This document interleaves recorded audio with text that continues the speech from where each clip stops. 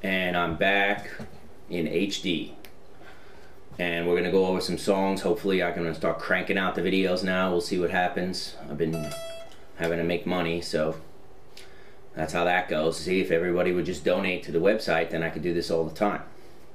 Anyway, today I want to go over Red Barchetta, another jacked up version again. I'm not Alex Lifeson. And hopefully I don't get too many people telling me I'm not playing it exactly, because I know I'm not playing it exactly. But basically I want to give you the outline of all the chords he's using and that kind of stuff, maybe a couple of pointers. This way you could get through the song, and then if you want to tighten it up 100%, then have at it. Okay, so hopefully that's not too loud. I have patch right now. I'm using my GNX4 through a PA system, and I'm using a Tiny Terror patch. I think Alex was probably using either the GK. I don't know if he was using the GK at this time, but basically you got some mild distortion, but it's not super over the top, and I'm pretty sure he had a humbucker pickup, so you can check it out for a sound and that kind of stuff. So let's get into it. So the intro is pretty clever. It's all harmonics, and it's a nice little rhythm that he lays down while Geddy and Carl Palmer, not Carl, the drummer, Neil, come in, and then they go into the verse. So let's just lay that out first.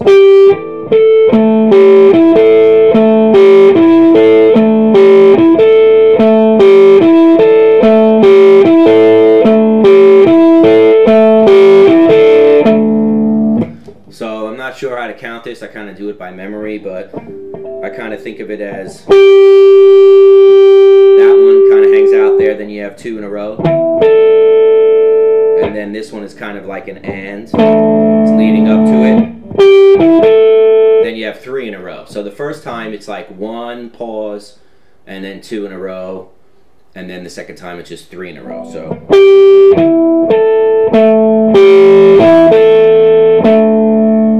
okay, and the harmonics I'm playing is 12th fret of the G string. I'm playing the 9th fret on the D and then the A. Sorry, the A and then the D. And then the 12th fret of the A.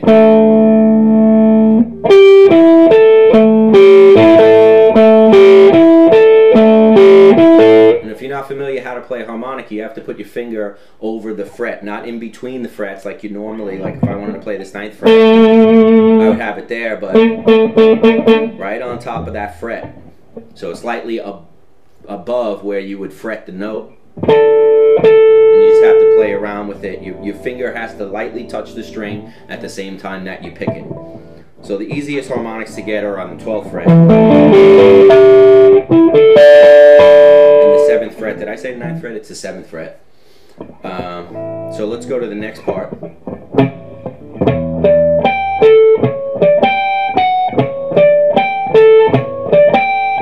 Now he's playing the same exact thing right there as far as rhythm goes, but he's changed up the tones.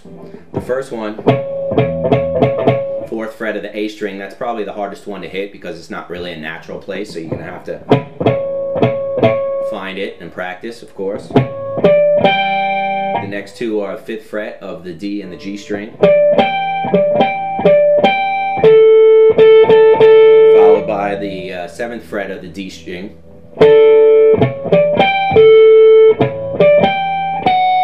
Now on this one, not only does he use different notes, but he uses different notes the second time around, and it's just the last note he's changing.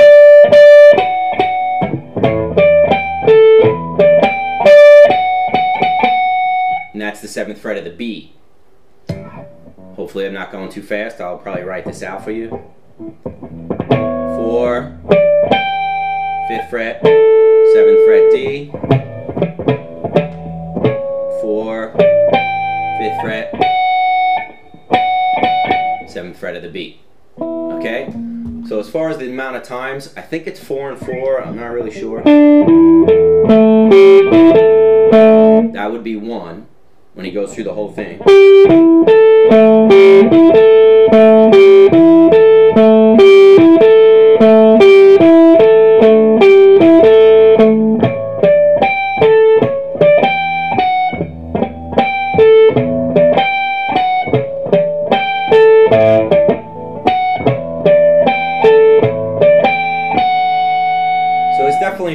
second one. The first one is kind of a fade in, so depending on what version you're listening to or how you're playing it with your band, or you might be playing it along with the rhythm track, you're gonna have to figure that out the first one, but it's definitely 4 on the second one. Okay, then he goes to the verse. First they play, you know, just 1 through without any words, but it's the same thing that they're playing during the verse. And that's basically made up of the same chord with a moving bass line. This is, again, something clever. It's really, you know, why I like Alex Lifeson so much as a guitar player, because he takes stuff that's not super complicated, but he makes it sound awesome. A lot has to do with, you know, he's got an outstanding rhythm section and also the chorus and all that kind of stuff in his sound. But anyway, so it's based off of an A chord, kind of an A power chord. But you got this one note here. It's the 3rd fret of the B string, which is a D note. If we look at our A major scale, it's the 4th. So basically what he's doing is he's using a suspended 4th. So a normal A chord would be this. And if I add that D note, which is the 3rd fret of the B string, okay, you get that 4th. If you saw my video on target notes, you'll know that the 4th and the 7th of the scale kind of are hanging out there. They don't resolve, so it kind of makes you want to lead up and follow to the 5th, or this, that would be the 5th, or back to the 1st. Anyway, the same thing applies for a chord. So I don't know the exact picking on this. I could probably get it for you. Not really a stickler for that, but I do know that he plays down the chord, he hits that D string, I mean the D note on the B string, and then he comes back to the C sharp, which is the 3rd of the chord.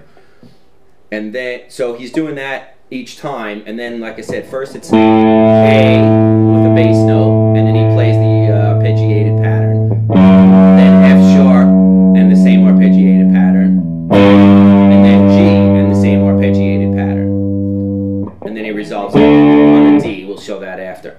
So the thing that's cool about it, I think, is that he's just, like I said, he's hitting that.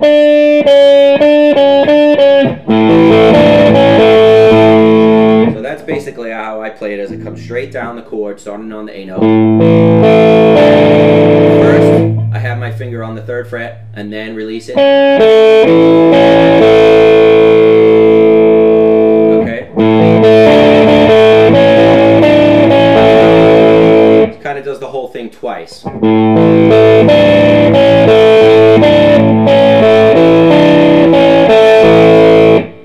Okay, the second time he's playing it, 2nd fret or C sharp, D, and then C sharp again.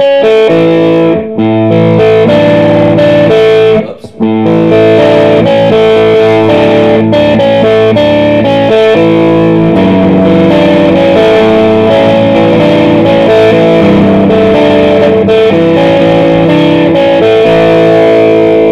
Okay, so if you want to pick out the exact pattern, again, you could.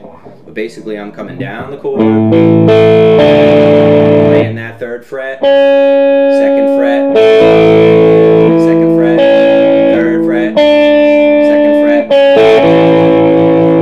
Okay? As far as the fingering for these bass notes, I don't know what he does crossover. I find it's easier to use my thumb. Now the neck on my guitar is like super thin, so I don't know, and you know, if your hands accommodate it or not, but you should be able to handle it. It's just easier for me. Then I don't have to move this. I can keep this part all anchored, and I use my 3rd finger for the 4th, that suspended 4th, the D note. So again, A, F sharp, G. Now he's going to go up to a D. Now this is kind of like a D power chord shape. If you know about power chords, they're not really chords. It's a 5th. You have a D note, an A, which is the 5th of the scale, and then another D, which is the octave.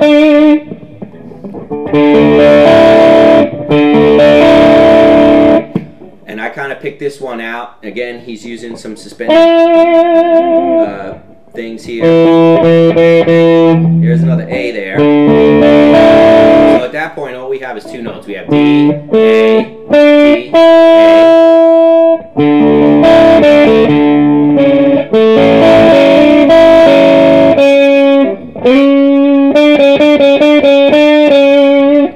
that's what he's kind of alternating right there, as far as I can hear, which is the D to a C sharp. Same notes as this, right? Except it makes it a different chord structure if you want to get into theory, because now we're on a D chord. We're going from the root to the 7th. Okay, D major scale. You can see those are the exact 2 notes of the last that we were just talking about. So.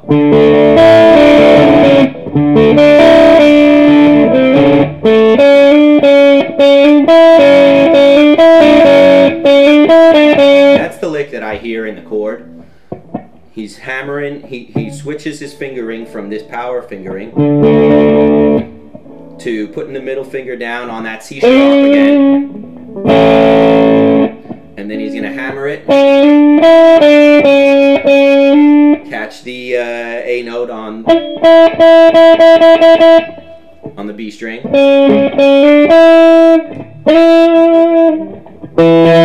Actually, that's an E, sorry. So C sharp, D, E, which is this note, back to the D, back to the C sharp.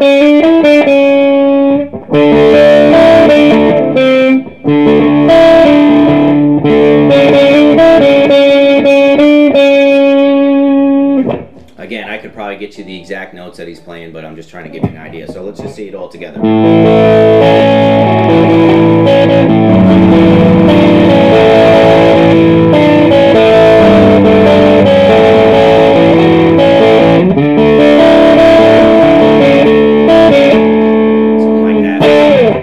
Okay, so he plays that, then it comes in, my uncle has a country place.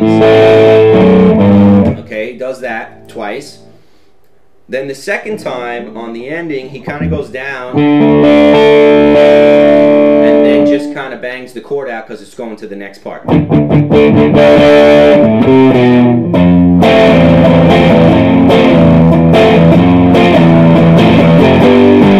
Okay, so that's our next part. That's right after the verse. Again, I think this is another clever part. I'm not sure how he plays it. I'm going to use my thumb because you're alternating between the F and E. Okay, so we're walking down C to B, common rock move. C,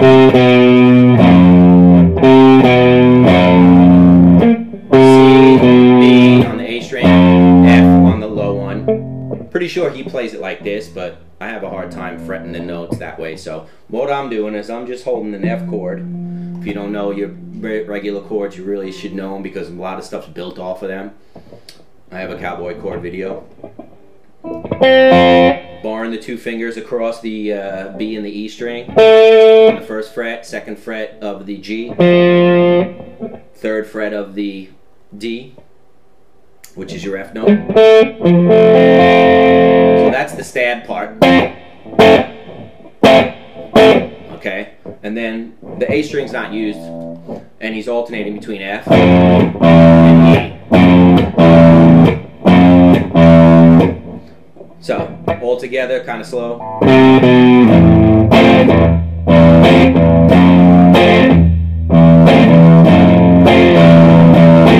Then all he does is do a regular bar chord, F to G.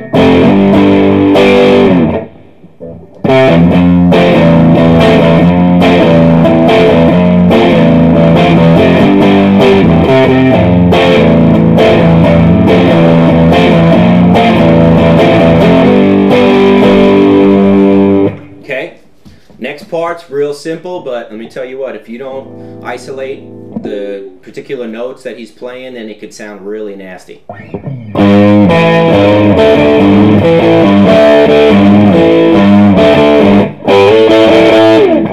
Okay, that's the part that's, I guess, is kind of a bridge chorus. You got a G note that's putting a little quarter step bend, very bluesy, Jimmy Page type stuff, probably where he got it from. Okay, that could be a little tricky while you're playing it fast. And then he's alternating between A and D, but they're just 5s, and it's only the root and the 5. It's 2 notes, so you only want to be playing 2 strings. That's that's open A, and the second fret on the D string, which is an E. A and E is a A5 chord. And you move the whole thing down one string, you get open D and A. But normally, you know, if you're playing an A chord, you might be playing a bunch of strings, but I think it's really important to just isolate those two strings.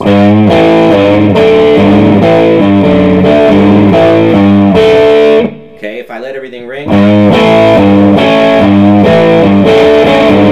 it doesn't sound as clean, at least in my mind.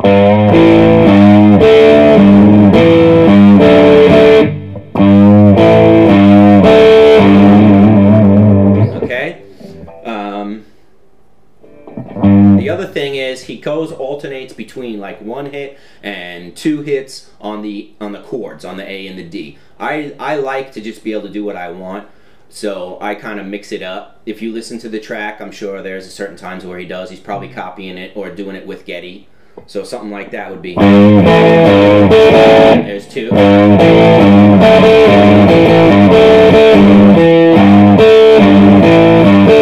That's all singles. I could just do a double on the third one. Whatever. So you can check it out. And then he goes to this part, which again, super simple, sounds awesome though. Alex loves to run this D chord. It's basic D shape again. Check out your cowboy chords. He loves to run this thing up and down the neck in all kind of places, right? That's from Fly By Night.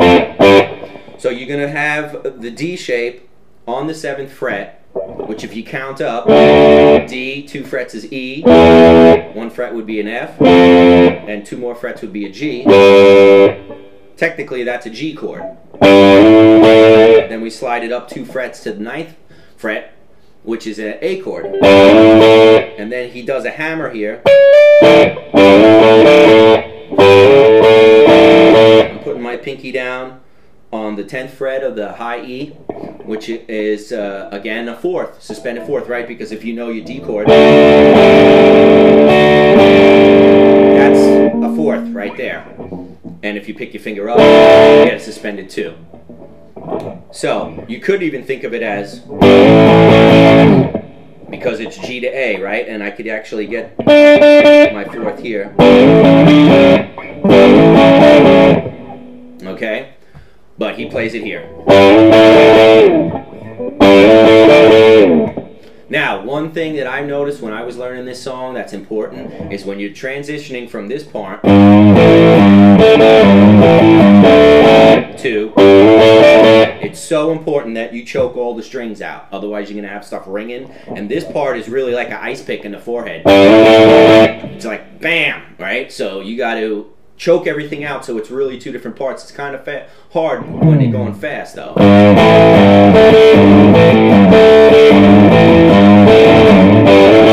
See, I didn't choke it there and you got stuff ringing.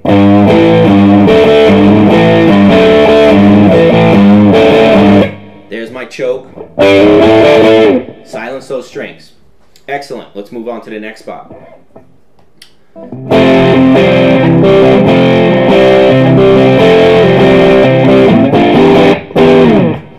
Okay, I think he plays this part different in different parts of the songs. I haven't really gone crazy and learned the whole thing, so this, I'm going to show you where I play at this part.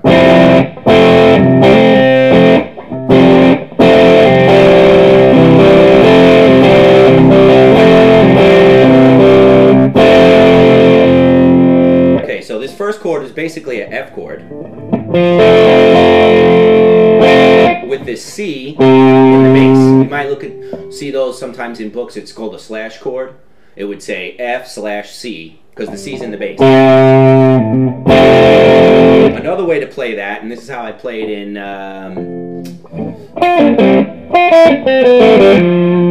what's that, Free Will, would be, okay, because right, if you know your A bar chords, A, B, C, D, E, F, and right above F is a C note. We're going to see see this type of chord he's going to use later in the song. It's another way to get a kind of a heavy sound. It's basically putting the fifth in the bass. F, major scale. There's a C, it's the fifth. So you could play it there, or you could play it here, it's up to you. When you play it up here, we're changing this A note to a G note. Again, suspensions. Alex loved to use suspension chords because if we look at our scale, 1, 2, 3, the A is the third, changing that to a G note, which is the second, that creates a suspended 2. Simple stuff. This part is particularly, I've found, is another reason why you should resist the temptation to use some super distortion on this song, because unless you have a really nice tube amp, these chords aren't going to ring out correctly.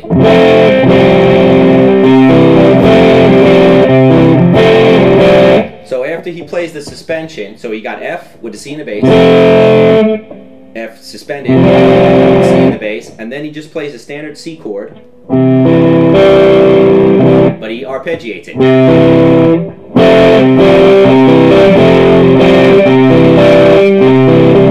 Playing what in essence is a C major 7. Well, I guess not, but anyway. You got C, A, E, sorry, and G. So that isn't, it's not a major 7, it's just a major chord. That's an arpeggio, which you could play here. Maybe not. See, that's the difference down here. You'd have to find the arpeggio. There it is right there.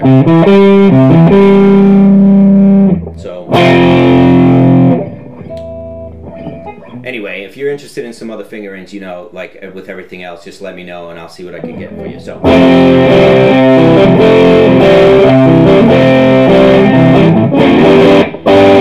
okay, this move right here, excellent little chord there, okay? That's a favorite of a bunch. If you saw my Crazy Train video,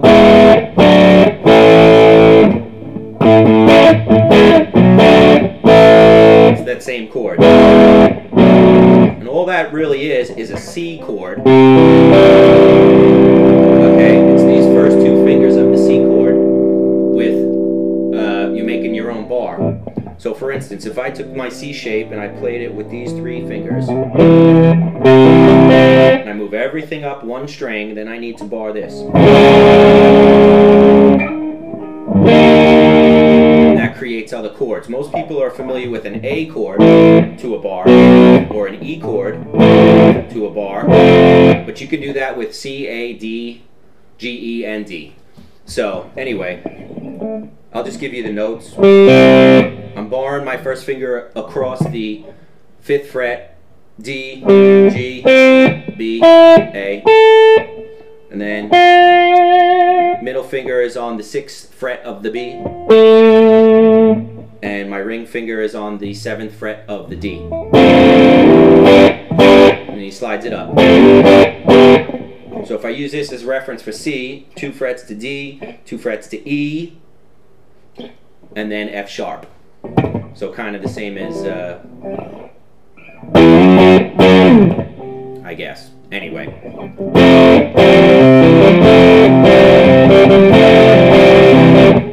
God, that's what part that is.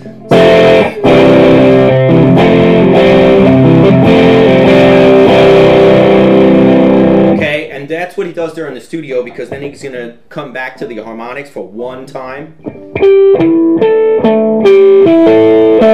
But if you're playing this live, or you're the only guitarist, whatever, then you have to forego that last C chord. So it would go, and then you have to jump down here. Back to the verse.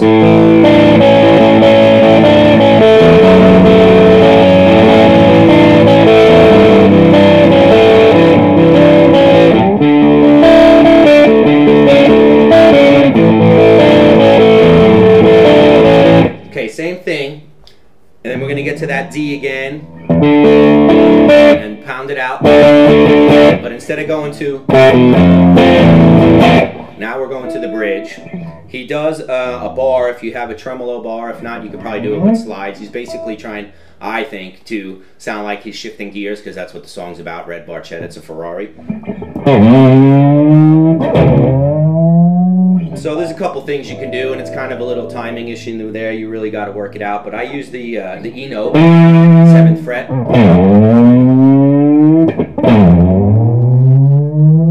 You could use the same note. You could change it, whatever. So you got.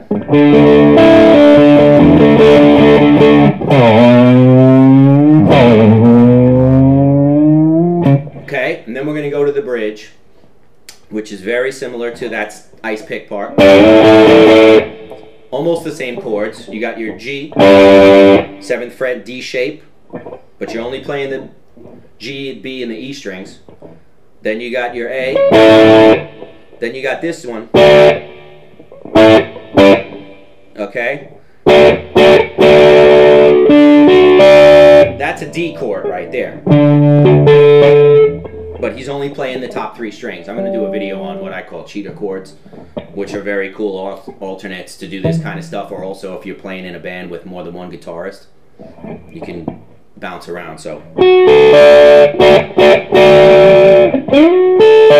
can think of that as a bar chord here, see? 10th fret, but only the top 3 strings. And of course, he's pedaling, which means, you know, over and over the D chord, the D note rather, open D. So.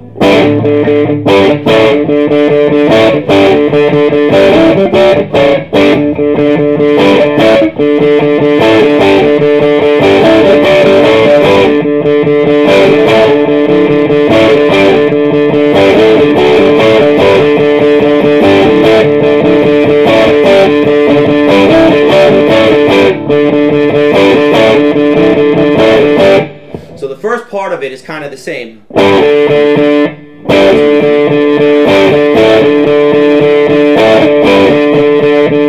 Then at the very end,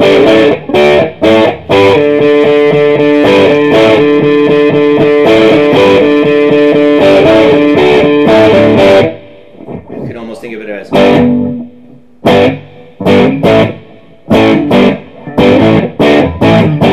G-A-D, right? But these sound much cooler. Okay, the very last time he kind of holds out on that D here. So.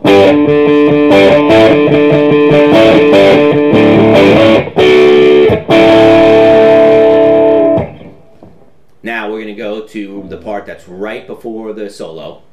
And here we're going to have our power chords with the 5th and the bass. Very cool. Again, simple, simple, simple, but man, it sounds awesome.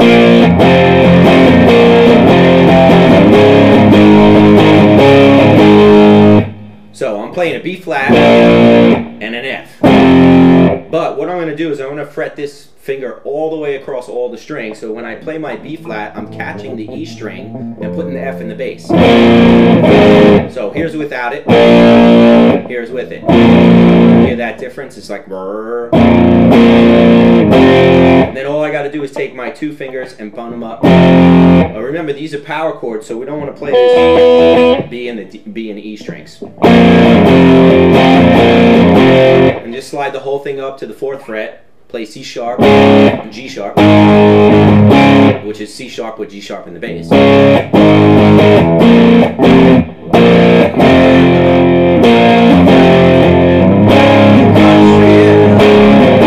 7th fret, we'll play E and B. And then 10th fret, G and D.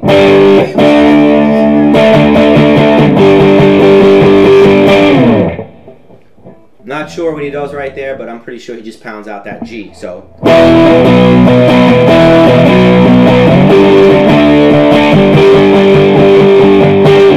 And you got the wind, whoosh, you know, it's an effect in the song and all that stuff. Okay, so I'll go over the solo quickly. Again, this isn't even close. I mean, it's close. It's definitely close, but I don't do the solo super exact. But I'm just going to give you an idea of the theory behind it so you can find stuff. The first part, all he's doing is running down an F sharp minor pentatonic scale. Starting on the on the C sharp. So if you're not familiar with a pentatonic minor, it's the biggest rock scale there is. As far as shape goes, if I played it up here, 2, 5, 2, 4, 2, 4, 2, 4, 2, 5, 2, 5. Okay? F sharp minor. I'll play it up here, maybe it'll be a little easier to see. But you're going to play the same thing starting at the 14th fret rather than the 2nd. That's it. It's just right down the scale, starting on that C sharp. Then he's going to slide to the A. Now, he may play that in a different position. I like to play it there. There's probably a different spot on the neck, for instance, right here.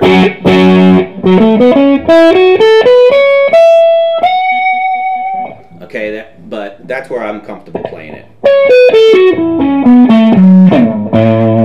Now he's at A. If you saw my Magic Wonder Wheel, or if you're familiar at all with theory, you know that A major is relative to F minor. So so you could think of this first part as an A major pentatonic scale if you wanted to. I think of it in form of as far as the shape goes. He's going to walk right up the major pentatonic scale, A major pentatonic. I mean A major scale, not pentatonic.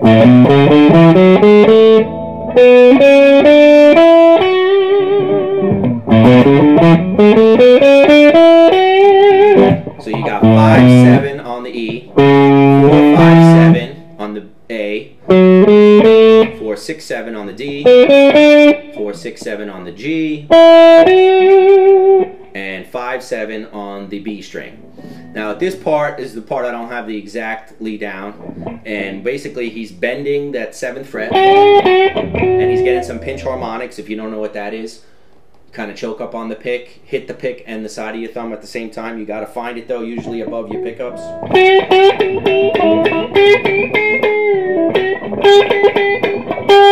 So let's look again.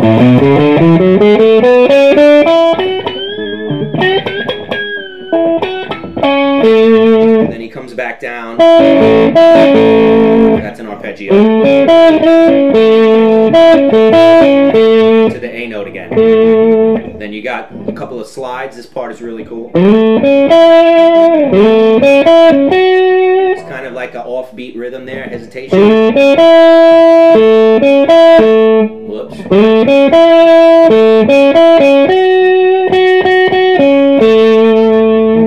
So basically you're dealing with 7th fret of the D, 6th fret of the G, 5th fret of the B, and also 7th fret of the B. Again,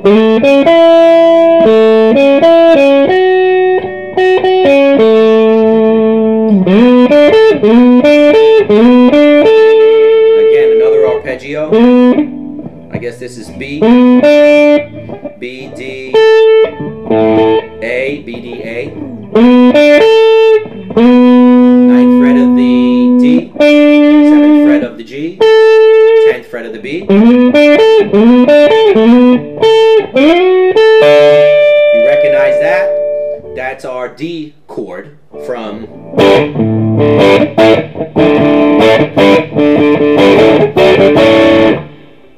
the guy just uses all the simplest stuff, but it sounds awesome. Okay, and then you got 2 double stops, which I believe are 6. Basically G and the E string on the 12th and then the 14th fret. So real slow all together.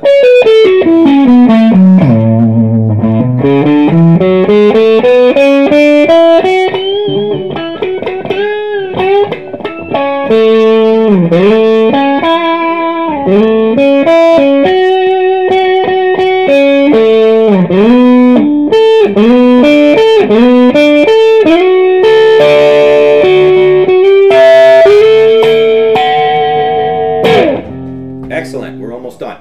Okay, so the next part is the same that we've seen before, except it's Rush, right? So they got to throw some odd time in there.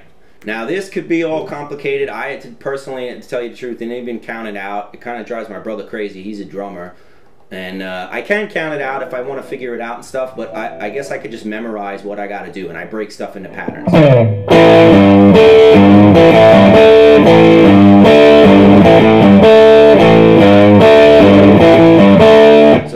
basically the count there.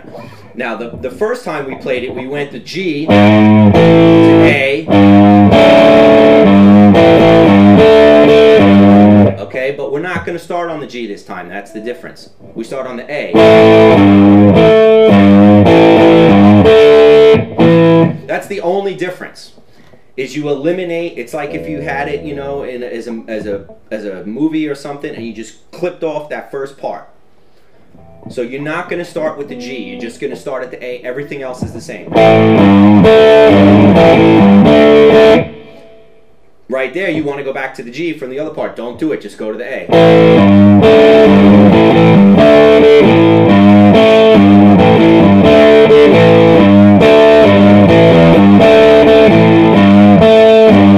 Now this part, first one we played, but we're gonna shorten that one too. It's gonna be. So again, just one little note, one beat, whatever it is. Instead of that, just keep that pinky down. This is another probably one of the harder parts of the song is to transition from that back to the verse. So let me play the whole thing.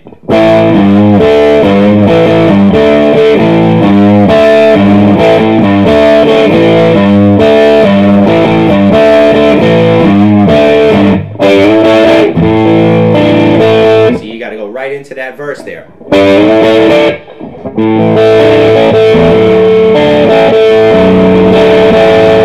Okay, through the verse again.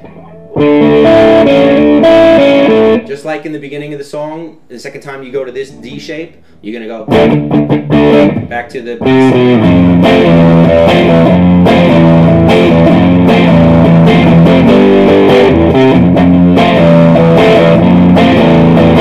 okay, back to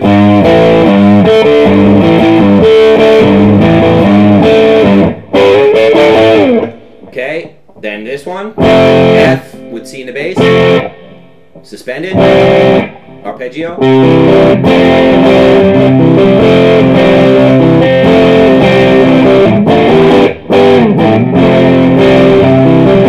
now the ending is different because it repeats the ending, so it's gonna go.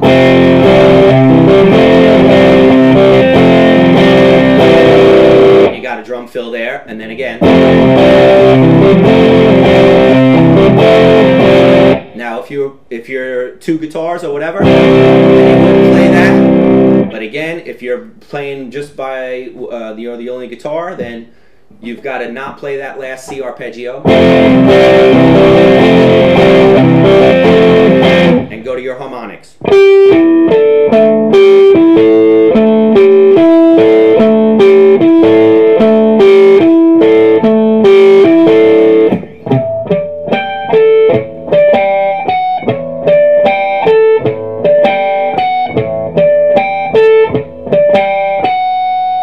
Okay, the only difference is after he does all that, he plays the actual riff with notes.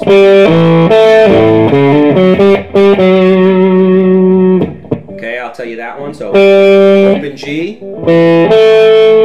second fret of the D, second fret of the G, open A, hammer from the 4th to the 5th on the A string, and land on the 4th fret of the D, 5th to 4th on the D.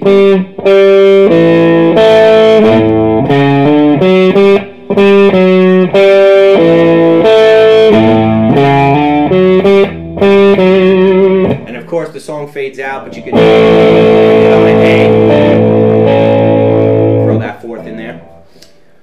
So excellent. If I don't even know how I'm going to do this because obviously this video is way too long for YouTube. I'm probably going to break up all the riffs and just kind of throw them on there, and then you're going to have to run to the website if you want to see the whole thing in its entirety. And I may have to shoot this again actually because it's the first one I'm doing in HD. If you have requests, let me know. If you have requests for lessons or you're not sure how to figure something out with whatever, I'm going to do some review on some gear and some other stuff if I get a chance to shoot more videos. All right, take it easy.